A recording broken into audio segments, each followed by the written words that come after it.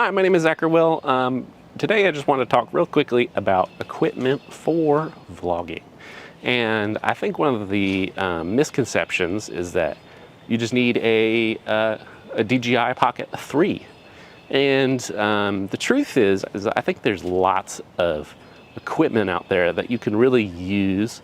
And if you already have some camera equipment, you can probably just use what you already have in order to do and just start vlogging and just start making content. You don't need a specific piece of equipment in order to start a type of content. You just need to start.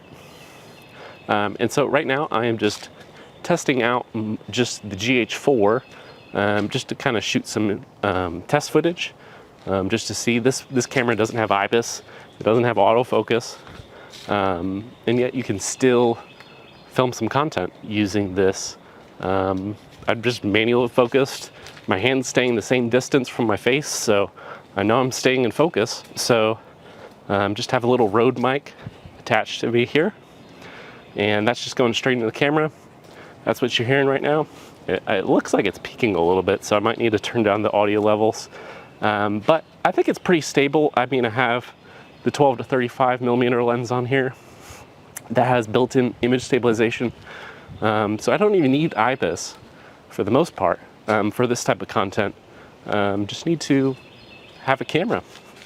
And I just actually have the tripod feet from the from my gimbal, and I just attach that to the bottom of the camera.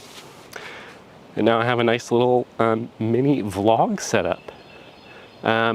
It's nice and simple, and I think that's what people just need to do, is they just need to find just a simple way to start creating the content that you want to create. Not necessarily worry so much about the equipment that you're using in order to create that content, and not just sitting around waiting to create something until you have something specific that you actually don't necessarily need, and you might not actually create what you actually wanted to create once you get that piece of equipment. All right, so this is actually another option that you could use for shooting some content, talking to camera. And right now I'm just holding my gimbal out in front of me. Obviously that's overexposed right there. Gotta go under the shade here. Yep, perfect. And you know, it probably looks quite a bit better than what I was using before, but quite a bit heavier of a setup. But not that much more heavy than maybe a full frame camera. Probably wouldn't want to use this all day, but if you're shooting something that's maybe a little bit more higher quality, I could definitely see this being a good option. All right, so now I'm actually shooting with my GH5S, and oh, I wasn't zoomed all the way out. But hopefully this is actually a good in-between. This one doesn't have IBIS per se, but it does have electronic image stabilization, which is probably, you know, a little bit better than just the lens stabilization, which is in the GH4 that I was testing out earlier.